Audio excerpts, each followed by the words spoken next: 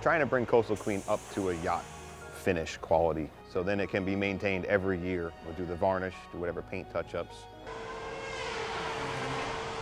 Coastal Queen. This is our spray booth.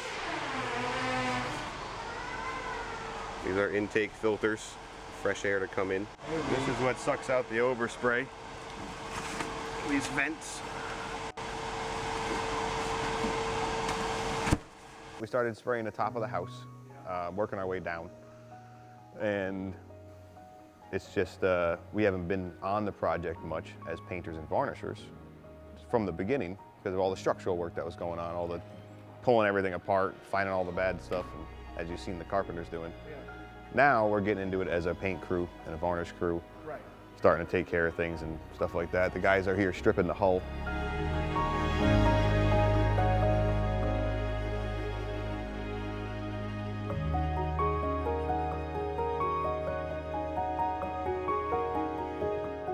Yeah, you know what would be a good thing to do is if you cleaned off this dash and taped all the varnish really well, then we can get into painting that dash.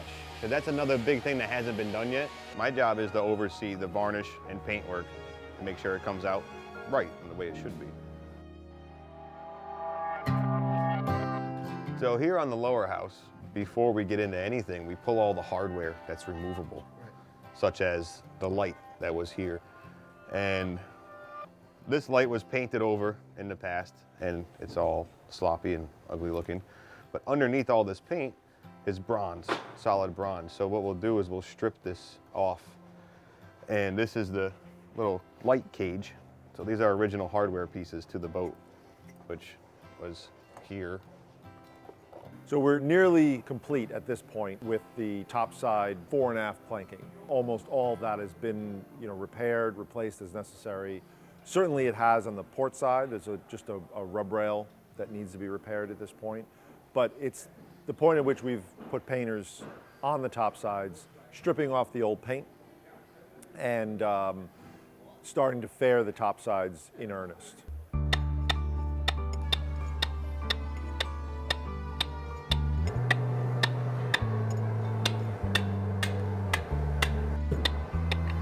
Before we put the planking on, we had cut the rabbet. You can see the rest of the rabbet up here.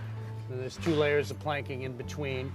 And we left, rather than have it at a 90, we left a little bevel, a 6-degree bevel on the planking so that we would have this. And we fit our cotton in there.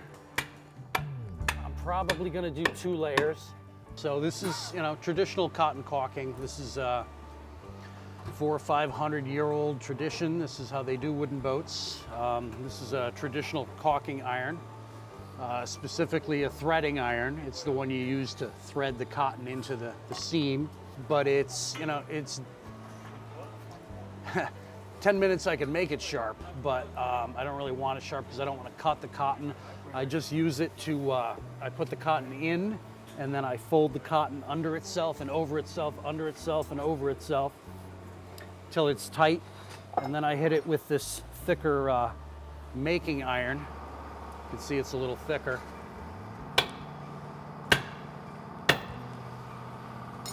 And you try to, I have all different size making irons to size it to the different size seams and to the different size at different depths of the seam. And I hit it with this hammer. This is a traditional caulking mallet.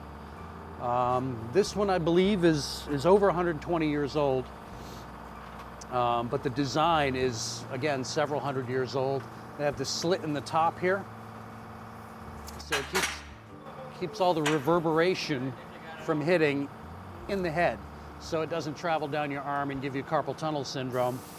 And this is 100 years before they had a name for carpal tunnel syndrome. This is my favorite mallet. It was because it was my first. I think that's the only reason it was my favorite. This is a really nice one too. My friend Chris Sanders down at Mystic Seaport made this one for me. Working at Macmillan in the winter, there's no heat in this building. Well, there's some heat, but it all rises, and the doors are open.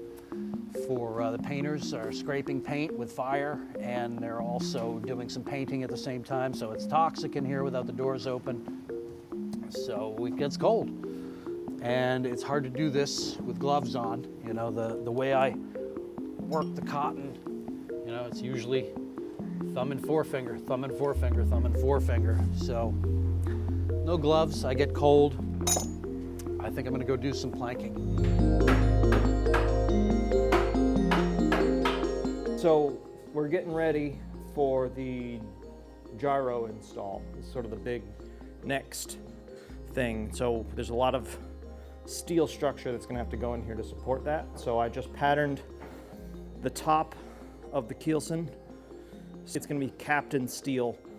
We're setting the gyro off center in the boat. So for that, we need to do a lot more structure, which is gonna include a lot of steel. These are two bulkheads that are gonna create a ton of structure. These boats were designed to carry lots and lots of weight, so the weight of these systems isn't an issue at all. The bottom of the boat is essentially a barge. It's just that now these gyros, stabilizers, add such a strange twist to the boat or twisting forces to the boat that the boat was just never designed to withstand. We're just starting now with our engine beds. So we've got a lot of steel that's come in now, and we've got a lot of angle iron that's going to connect to the keelson that's in there. And we're just doing that layout now, and we'll be building our engine beds on top of that, along with working on our gyro at the same time. So we've got that happening to be able to bring our generators, our main engine, and our gyro into the boat. That's what our next goals are. So we went with stainless steel over G10 or some other composite because it will expand and contract in a similar way to the wood. I patterned everything out of door skin, thin Luan plywood. We sent them out and they got drawn into a computer. All of these floors need to get attached to the boat. So all of these 2-inch by 2-inch angles, they need to get fastened to the boat.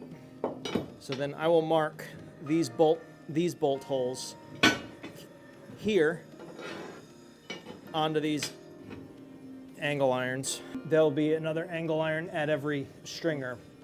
Back here, these all stop short of going all the way outboard because of the shape of the hull.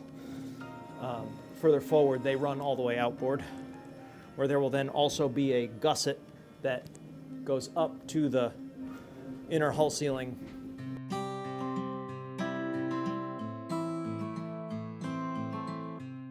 We're at the point now that we have a physical space in the hull of the boat that Jeff and I can really start to figure out systems. This is tight, again, but we'll have to look at the other mock-ups. We have almost 6 feet. We could fit every single air conditioner on that. We're almost running out of space here with the gyro and this I-beam that connects to the two bulkheads. We already know where the generators are going. We already know where the tankage is going. We already know where the engines and the gyro are going. But there's a lot of other things, batteries, inverters, hot water heaters. What we're trying to do is make sure it's this balance between the engine, this forward bulkhead, the shaft line, and how compact we can make that with the seal and the flange that's there so we can service that. We need to be able to slide the shaft back and be able to get the coupling off and not move the engine, and all at the same time we want it back as far as we can so we can have enough clearance in the front of the engine to be able to service it. It's all very tight. This hull started out life, and it has not changed since then, from a 1920s Chesapeake Bay buy boat. We have to work within the bounds of this 1920s design.